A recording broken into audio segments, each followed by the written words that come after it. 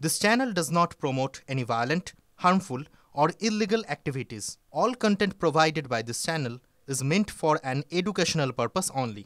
School service পরীক্ষায় সেরা সাফল্য মানেই oxygen books SSC gateway series. মুখ্যমন্ত্রীর বক্তব্যের লাইভ সম্প্রচারের জন্য সাসপেন্ড বিরোধী দলনেতা এই অভিযোগ করেছেন বিজেপির মুখ্য সচেতক শঙ্কর ঘোষ।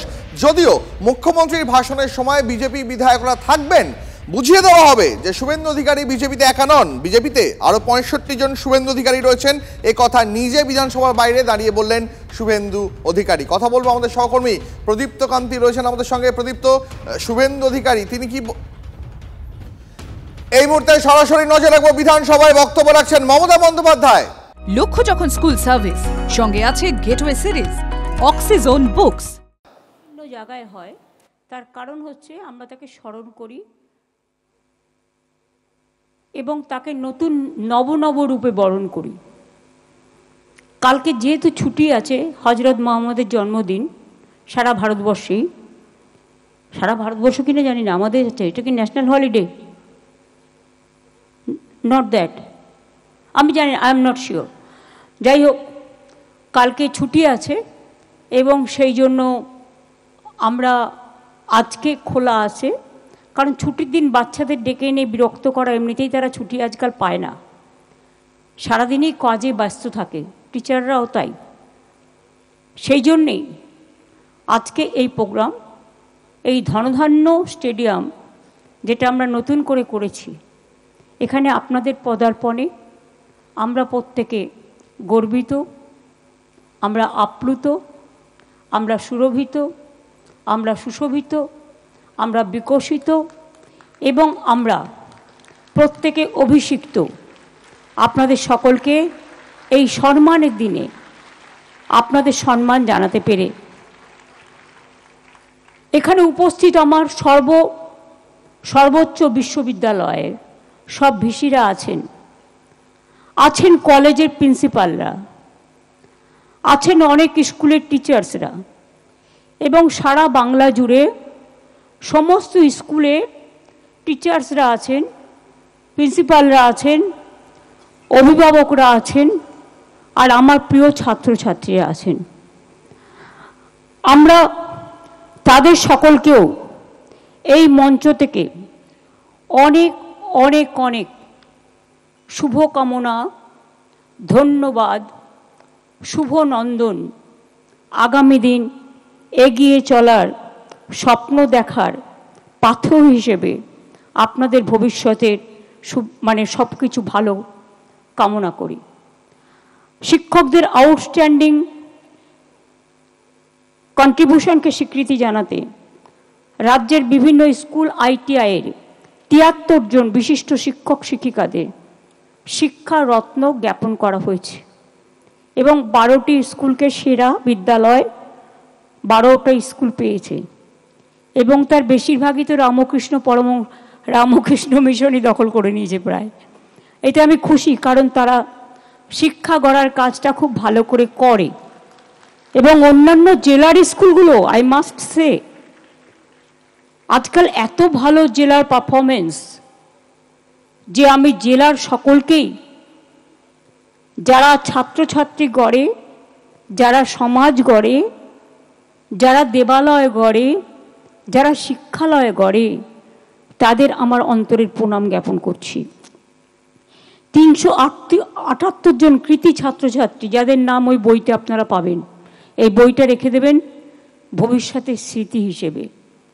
আশা করি আপনাদের কাছে দেয়া হয়েছে। ব্রাত্য দিয়েছো এটা? আমার সাথে ব্রাত্য, ইন্দ্রনীল, তাজমুল সহ অনেকেই আছেন, আমার CS, আমার কলকাতা পুলিশের কমিশনার, হোম সেক্রেটারি, সকলেই আছে, কিন্তু সময় বেশি নিতে চাই না বলেই নামগুলো সবার হয়তো বলতে পারছি না, আমি ক্ষমা প্রার্থী। মাধ্যমিক, উচ্চ মাধ্যমিক, জয়েন্ট এন্ট্রান্স, আলিম, ফাজিল, হাই মাদ্রাসা, ICSC, ISC, CBSE, ক্লাস 10 এবং 12 এবং ভোকেশনাল পরীক্ষায় মেধা তালিকায় স্থান পেয়েছে যারা, তাদেরও আমরা আজকে সম্মান জানালাম। এছাড়া বিভিন্ন পরীক্ষায় কৃতি আদিবাসী ও তপশিলি জাতি ছাত্রছাত্রীদেরও সম্বর্ধনা প্রদান করা হলো। আমাদের এখানে আমরা যখন ক্ষমতায় আসি, জাস্ট একটা ইনফরমেশন, তখন 12টা বিশ্ববিদ্যালয় ছিল, এখন সেটা বেড়ে 46টা। দাঁড়াও, 47, এখনো 5টা বাকি আছে, পড়ে আছে। 52 হবে, 5টা মাননীয় রাজ্যপালের কাছে পড়ে আছে, আমরা ক্লিয়ার করে দিয়েছি, 52টা হবে। এখানে 14টি মেডিকেল কলেজ নতুন করে তৈরি করা হয়েছে।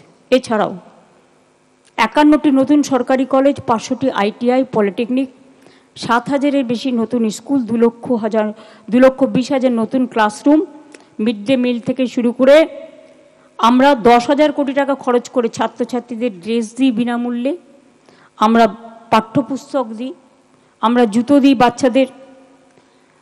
আমি গর্বিত, আমার কন্যাশ্রী প্রায় 95 লক্ষ হয়ে গেছে, আগামী বছর হয়তো 1 কোটি ছুঁই করবে, যারা সারা পৃথিবীর সেরা পুরস্কারে ভূষিত হয়েছে।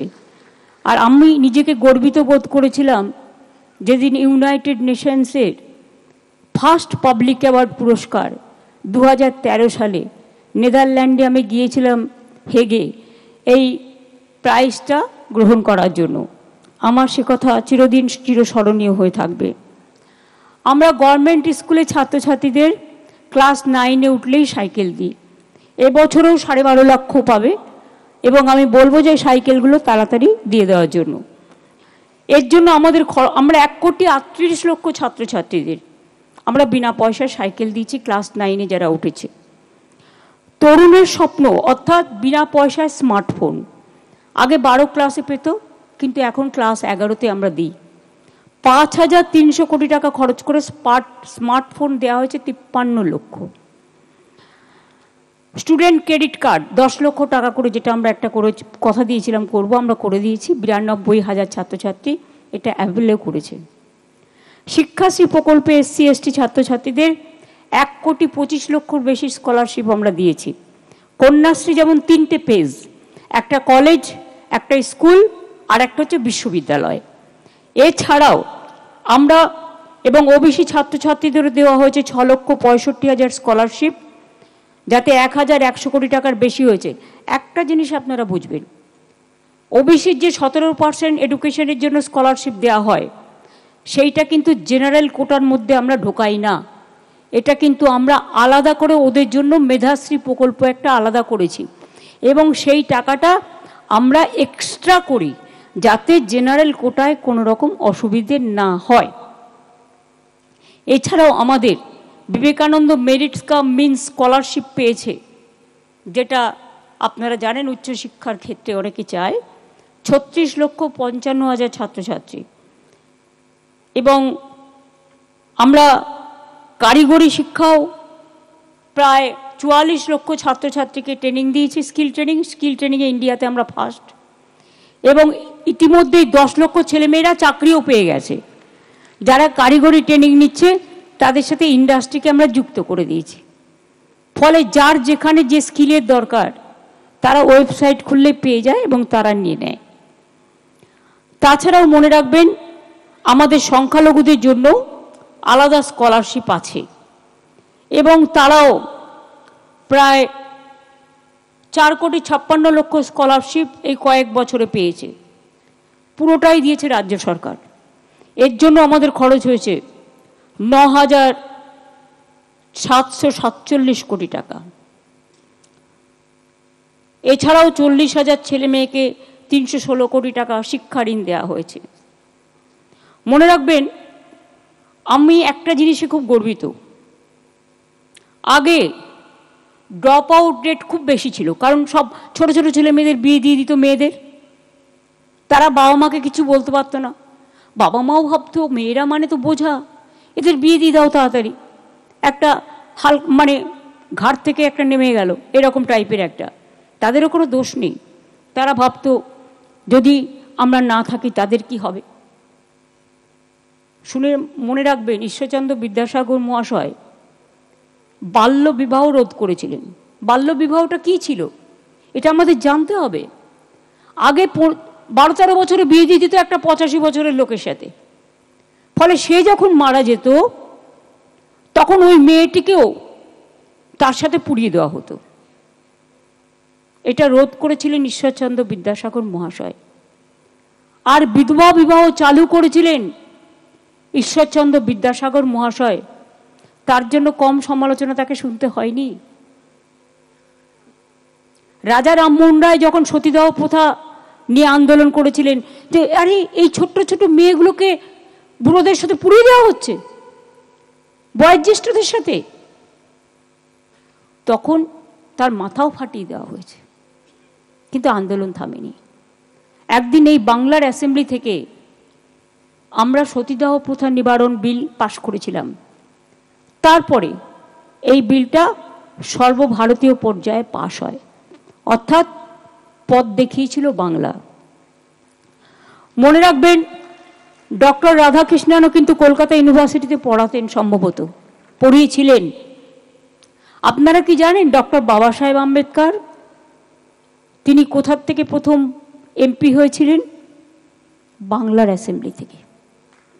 এগুলো অনেকে জানে না, এগুলো আমাদের গর্বের জায়গা। আমরা যেন আমাদের অস্মিতাকে, আমাদের অস্তিত্বকে ভুলে না যাই। তাই আজকে আমি গর্বের সাথে বলতে পারি, কন্যাশ্রী করার পরে, শিক্ষাশ্রী করার পরে, ঐক্যশ্রী করার পরে, মেধাশ্রী করার পরে ড্রপ আউট রেট বাংলায় প্রাথমিক পর্যায়ে এখন 0, 0। সবাই পড়াশুনো করে। আর উচ্চ মাধ্যমিক, যদি উচ্চ পর্যায়ে বলতে পারেন 3। তার কারণ মাধ্যমিকে, উচ্চ মাধ্যমিকে পাশ করে গেলে অনেকে চাকরিতে ঢুকে যায়, অনেকে বিভিন্ন কাজকর্ম করে, ব্যবসা করে, তারা অন্যান্য কাজে যুক্ত হয়ে যায়। সুতরাং এটা একটা বড় ব্যাপার, এটা করতে টাইম লেগেছে। আমাদের সময় প্রাইমারি, আপার প্রাইমারি, মাধ্যমিক, উচ্চ মাধ্যমিক, মাদ্রাসা, টেকনিক্যাল এডুকেশন, শিক্ষক অশিক্ষক কর্মচারী নিয়ে প্রায় 1,50,000 নিয়োগ হয়েছে। এছাড়াও 10,000 অধ্যাপক এবং প্রিন্সিপাল নিয়োগ হয়েছে। 2016 সালে মাধ্যমিক ও উচ্চ মাধ্যমিক স্তরে বিদ্যালয়গুলোর জন্য শিক্ষক নিয়োগের বিজ্ঞাপন হয়। এই পরীক্ষায় মোট 17,297 জন শিক্ষক মাধ্যমিক ও উচ্চ মাধ্যমিক স্তরের জন্য নিযুক্ত হন। 2016 সালে উচ্চ প্রাথমিক বিদ্যালয়গুলোর জন্য নিয়োগ প্রক্রিয়াও শুরু হয়। দীর্ঘ আইনি জটিলতা কাটিয়ে এই নিয়োগ প্রক্রিয়া সম্পূর্ণ হয় 2025 সালের এপ্রিল মাসে।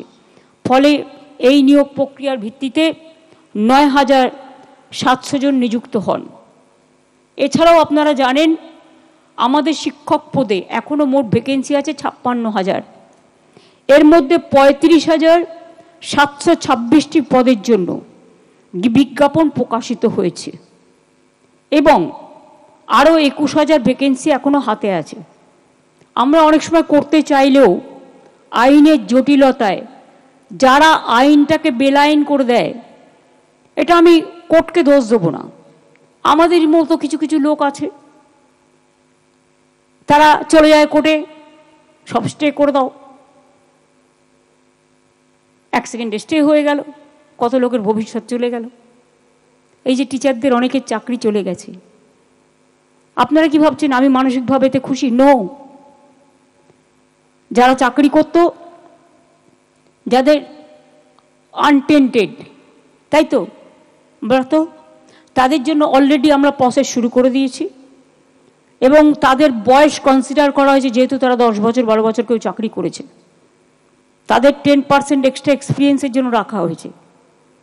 তাদের বয়স, যে যার বয়স আছে তারা অ্যাপ্লাই করতে পারবে। প্রায় 30% রাখা হয়েছে, যেটা তারা সুযোগটা পেতে পারে পরীক্ষা দিয়ে, কারণ কোর্টের অর্ডার অনুযায়ী। এখানে আমাদের হাত পা বাঁধা, কিন্তু আমরা যেটা করতে পারি সেটা হচ্ছে আমরা তাদের অ্যাডভান্টেজ দিয়েছি যাতে পরীক্ষা দিয়ে তারা স্বমহিমায় ফিরে আসতে পারে। রইল গ্রুপ সি, গ্রুপ ডি, অশিক্ষক কর্মচারীবৃন্দ, তাদের জন্য কোর্ট বলেছিল অন্যান্য জায়গায় তারা করতে পারে, সেটাও আমরা নোটিফিকেশন করে দিয়েছি। এই টিচার্স প্রক্রিয়াটা শেষ হয়ে যাবে আর 2-3 মাসের মধ্যে, এবং এটা হয়ে গেলেই গ্রুপ সিডির পরীক্ষাটা হবে। আমি এক্সপিরিয়েন্সটাকে কাউন্ট করার জন্য সিএসকে বলবো, লিগালি কথা বলে নিয়ে কারণ যারা অলরেডি 10-12 বছর চাকরি করেছে তাদের বয়সটা তো ওভার হয়ে গেছে। সুতরাং if it is consider then that can be reconsider also. আর রইল পড়ে আমার হাতে আরও কিছু, যারা বেচারা টিচারিতে কাজ করেও আজকে অযোগ্য প্রমাণিত হয়েছে। এটা আমি আইনের সাথে আলোচনা করছি, আইনত আলোচনা করে, হয়তো টিচার তারা হতে পারবেন না কোর্টের নির্দেশ অনুযায়ী, কিন্তু তারা যাতে গ্রুপ সিতে পায় বা সেই রকম পর্যায়ে সেটা দিতে পারি কি না আমরা, সেটা আইন যা বলবে আইনের সাথে কনসাল্ট করে খুব শীঘ্রই আমরা এটা জানাবো। আমি কাউকে হতাশ হতে বারণ করব, তার কারণ আমাদের সরকার হচ্ছে মানবিক সরকার এবং আমাদের দৃষ্টিভঙ্গি অলওয়েজ আমরা পলিটিক্যালি দেখি না, আমরা মানবিকভাবে দেখি। আজকে আমি টিচারদের, আমি আমার অন্তরের অন্তঃস্থল থেকে, আমার হৃদয়ের হৃদভাণ্ডার থেকে অনেক শুভকামনা, অনেক শুভনন্দন জানাচ্ছি। আর ভবানীপুর মডার্ন স্কুল বাচ্চাদের নিয়ে এসে আমি 3 বছর করেছিলাম যখন আমি কলেজে পড়তাম, কলেজেরটা মাইনে চালাবার জন্য। কিন্তু আপনারা মনে রেখেছেন ওখানে এখন নতুন school English medium Bangla medium তৈরি করে দিয়েছি। ওটা হায়ার সেকেন্ডারি করে দিতেও আমি বাত্যকে বলেছি, মাধ্যমিক অলরেডি হয়ে গেছে। সুতরাং ইংলিশ মিডিয়াম বাংলা মিডিয়াম আপনারা যে মনে রেখেছেন এটাই আমার পক্ষে যথেষ্ট, আমি আর কিছু চাই না। এবং সেদিনের কথা তো আমি কখনোই ভুলতে পারবো না, স্কুলটা বিক্রি হয়ে যাচ্ছিল, ওটা গিয়ে আমরা আটকাই এবং তারপরে সেখানে নতুন স্কুল গড়ে দিই। সেটা এখন বাংলা মিডিয়াম ইংলিশ মিডিয়াম। শুধু তাই নয়, আমি স্কুলটা ভিজিট করে দেখে এসেছি, উদ্বোধনটা আমিই করেছিলাম মনমথনাথ নন্দন স্ট্রিটে। এবং স্কুলটা এত সুন্দর, মানে পড়ার জন্য একদম এত সুন্দর পেন্টিং করা হয়েছে এডুকেশনের ভাষায়, কম্পিউটারাইজ করে স্মার্ট ক্লাস, যে আমি নিজেই অবাক হয়ে গেছি, হতবাক হয়ে গেছি। Really, it's a superb, excellent and my heart-pounding love to all of you. Thank you so much.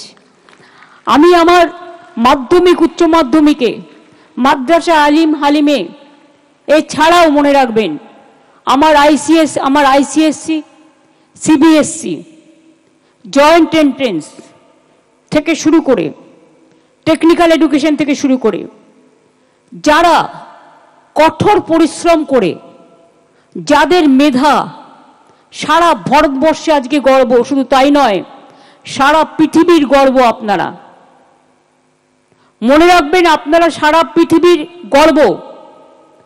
বাংলার মাটিতে যে ছেলেমেয়েরা শিক্ষা গ্রহণ করে তারা the world best, best of the best in the world. আমি এখনো মনে করি আপনাদের মেধা মানুষ তৈরি করতে সাহায্য করুক। শিক্ষকরা শিক্ষিকারা আমাদের শিক্ষা দেন। আজকে আমরা যতটুকু শিখতে পেরেছি, অনেক অসহিষ্ণুতার মধ্যেও সবটাই শিক্ষক শিক্ষিকার অবদান, বাবা মায়ের সাথে সাথে। আমি আমার একটা ছোট্ট ভাইজিকে জিজ্ঞেস করেছিলাম, ও প্রায় 7টা না 8টা এমএসসি ও কেমিস্ট্রিতে ফার্স্ট ক্লাস ফার্স্ট ছিল প্রেসিডেন্সিতে। তারপরে খড়গপুরে আইআইটিতে করেছে, তারপরে জার্নালিজম করেছে চেন্নাই, তারপরে শিকাগো চলে গেছে, ওখানকার ইউনিভার্সিটি থেকেও ইংরেজিতে করেছে, সায়েন্স থেকে চলে এসেছে ইংরেজিতে, তারপর ডেটা সায়েন্স নিয়ে ওখানে আছে। আমি ওকে একদিন জিজ্ঞেস করেছিলাম, নবনালন্দা স্কুলে পড়তো, যে তুই যে যাচ্ছিস তোর ভয় লাগছে না, তুই এখানে কেমন আছিস? আমাকে উত্তর দিয়েছিল একটাই, আমাদের টিচাররা আমাদের দারুণভাবে তৈরি করেছেন। আমি সেই কথাটা অলওয়েজ মনে রাখি। আপনারা আমাদের সমাজের গর্ব, আপনারা মেধা তৈরি করেন। মনে রাখবেন, শুধু এডুকেশনাল কোয়ালিফিকেশন থাকলেই সব কিছু হয় না। মেধা যদি সমাজ না গড়ে, মেধা যদি মানুষ তৈরি না করে, মেধার সাথে মেধা প্লাস মানবিকতা, এই দুটো যোগ করুন, তাহলে দেখবেন স্বামী বিবেকানন্দের চিন্তাধারায় উন্নততর মানুষ তৈরি করার যে প্রচেষ্টা, সেই প্রচেষ্টায় আপনারা সবার আগে এগিয়ে যাবেন।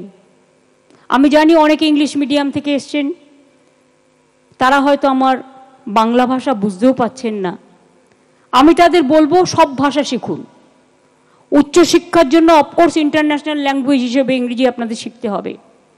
যার যা মাতৃভাষা শিখুন, আমার কোনো আপত্তি নেই, কিন্তু দয়া করে নিজের অস্মিতাকে ভুলে যাবেন না, নিজের মাকে ভুলে যাবেন না, নিজের মাদারকে ভুলে যাবেন না, নিজের আম্মাকে ভুলে যাবেন না। রামকৃষ্ণ পরমহংসদেব বলেছিলেন, ওরে তফাৎ তো এইটুকুই, মানুষ তো সবই এক। কেউ মাকে বলে মা, কেউ বলে আম্মা, আর কেউ বলে মাদার। তফাৎ তো এইটুকুই। ওরে জল তো জলই হয়, জলকে কেউ বলে জল, কেউ বলে পানি, কেউ বলে ওয়াটার। তফাৎ তো এইটুকুই। মানুষের এক মানুষের সাথে আর একটা মানুষের রক্তের কখনো পার্থক্য হয় না। মনে রাখবেন, যখন কোনো রক্তদান শিবির হয়, সব কমিউনিটি, সব কাস্ট, সব কিড রক্ত দেয়, তখন কিন্তু তাদের নাম লেখা থাকে, গ্রুপ লেখা থাকে। কিন্তু ব্লাড ব্যাংকে যখন রক্তটা চলে যায়, সব রক্ত মিশে যায়, ব্লাড ব্যাংকে এক জায়গায় গিয়ে জমায়েত হয়। সেই রক্তটা, হিন্দুর রক্ত চলে যাচ্ছে মুসলমানের গায়ে, মুসলমানের রক্ত চলে যাচ্ছে হিন্দুর গায়ে, শিখের রক্ত চলে যাচ্ছে খ্রিস্টানদের গায়ে, বৌদ্ধর রক্ত চলে যাচ্ছে জৈনদের গায়ে। আমরা কি তখন খবর রাখি? খবর রাখি না। সেই জন্য মনে রাখবেন, ভেদাভেদ নয়, মানসিকতাটাকে এমনভাবে তৈরি করতে হবে। বিশ্ব আপনারা সেদিনই জয় করতে পারবেন যেদিন নিজের মনটাকে আরো উন্নত, মগজটাকে কখনো মরুভূমিতে তৈরি আমরা করব না। আমাদের মগজটা বটবৃক্ষের মতো খোলা আকাশ, মুক্ত আকাশ, এই খোলা হাওয়ায়, গ্রাম ছাড়া ওই রাঙামাটির পথ আমার মনও ভুলিয়ে। আমি যখন এসেছিলাম গান শুনছিলাম, প্রাণ ভরিয়ে তৃষা হরিয়ে আরো আরো আরো দাও প্রাণ। কবিগুরু রবীন্দ্রনাথ ঠাকুর গেয়েছিলেন, শুকনো গাঙে আসুক জীবনেরও বন্যার উদ্দাম কৌতুক, শুকনো গাঙে আসুক। উনি বলেছিলেন ভাঙনেরও জয়গান গাও, আমি একটু চেঞ্জ করছি, জীবনেরও জয়গান গাও, জীবনেরও জয়গান গাও, জীবনেরও জয়গান গাও।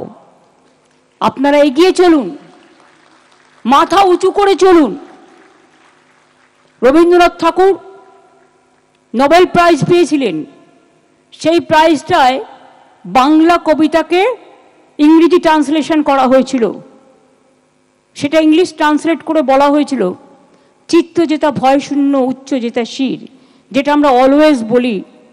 ইংরেজিটা হচ্ছে where the mind is without fear and the head is held high. আমরা সবসময় মাথা উঁচু করে চলব। আর একটা কথা মনে রাখতে হবে, আমরা অলওয়েজ বলবো, give me the strength never to disown the poor or to bend my knees before ইনসোলেন্ট মাইট। আমরা একসাথে চলবো, একসাথে বন্ধুত্ব গড়ব। যখন স্কুলে যাই, আমরা কলেজে যাই, ইউনিভার্সিটিতে যাই, আমরা কি কারো পদবি দেখে মিশি? না, সবাই আমরা বন্ধুত্ব। আর আজকাল বন্ধুত্বের বন্ধনটা আরও নিবিড়। এই নিউ জেনারেশনে আমি যেটা দেখছি, বন্ধুত্বের বন্ধন এত নিবিড়, বন্ধুরা বন্ধুদের পাশে সর্বসময় থাকে। এটা আমার দেখতে খুব ভালো লাগে। তারা নিজেদের একটা আলাদা পরিবার তৈরি করে নেয়। একটা বন্ধুর বিপদে আপদে, তার বিয়েতে, তার জন্মদিনে, তার অকেশনে, সেলিব্রেশন থেকে শুরু করে এভরিওয়্যার তারা সব সময় একত্রে থাকে। এটা আমার দেখতে খুব ভালো লাগে। এই পরিবারই সমৃদ্ধ পরিবার, ঐক্যবদ্ধ পরিবার, সমৃদ্ধি, সম্প্রীতি এবং সবাইকে নিয়ে থাকার পরিবার। আমরা যেমন হৃদয়টাকে আলাদা করতে পারি না, একই শরীরের মধ্যে লিভার আছে, কিডনি আছে, গলব্লাডার আছে, আমাদের হার্ট আছে, আমাদের ব্রেন আছে, আমাদের সব কিডনি আছে, সবটাই আছে। গল ব্লাডার বাদ দিলেও কিছু হয় না। মানুষের পেট কাটলে অ্যাপেন্ডিক্সটা আগে বাদ দেওয়া হয়, কারণ আমরা যখন আগে কাঁচা খেতাম খাবার, তখন অ্যাপেন্ডিক্সের প্রয়োজন ছিল।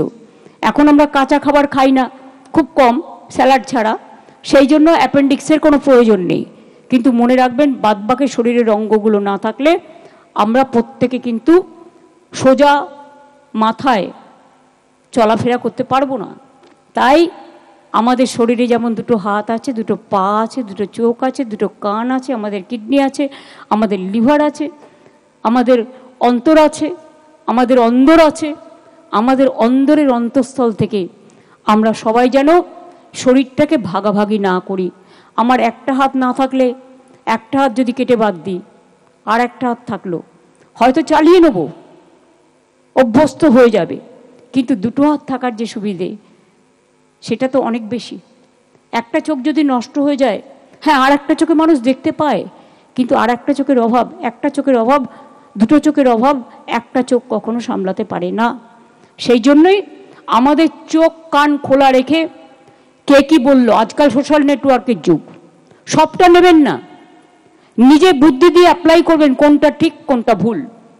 কেউ কেউ টিআরপি বাড়াবার জন্য, নিজের রেট বাড়াবার জন্য, কারণ সে তো একটা টাকা পাবে, যত আপনি দেখবেন যত বলবেন, সবটা নেবেন না। দেখবেন আমি অনেক সময় ইউটিউবে দেখেছি, একটা ভুল বলে তো আরেকজন কারেক্ট বলে, মানে এক একজন এক এক রকম বলে। আপনি কোনটা নেবেন? হজ বড় ল, কোনটা নেবেন? একজন একটা বলছে তো আরেকজন একটা কাটছে। সুতরাং এই যুগটা খোলা মেলা বুদ্ধি দিয়ে, বিদ্যা দিয়ে, শিক্ষা দিয়ে, মানবতা দিয়ে, মেধা দিয়ে আপনাকে গড়ে তুলতে হবে। সেই মানুষই আসল মানুষ, যে মেধা তৈরি করে। সেই মেধাই আসল মেধা, যে জীবন তৈরি করে। সেই মেধাই আসল মেধা, যে মানুষের জীবন গড়ে।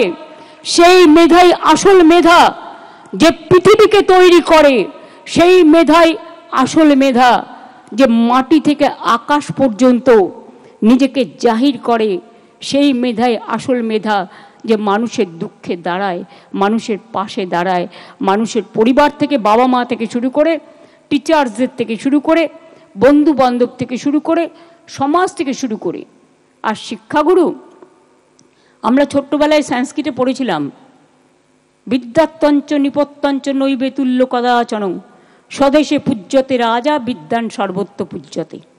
শিক্ষাগুরুদের অনেক অনেক প্রণাম জানিয়ে যায়, অনেক অনেক সালাম জানিয়ে যায়, অনেক অনেক জয় জোহার জানিয়ে যায়, অনেক অনেক নমস্তে জানিয়ে যায়, অনেক অনেক ধন্যবাদ জানিয়ে যায়। সকলে ভালো থাকুন, আপনাদের মঙ্গল কামনা করে, শুভনন্দন জানিয়ে আমি আমার বক্তৃতা শেষ করলাম। জয় হিন্দ, জয় বাংলা।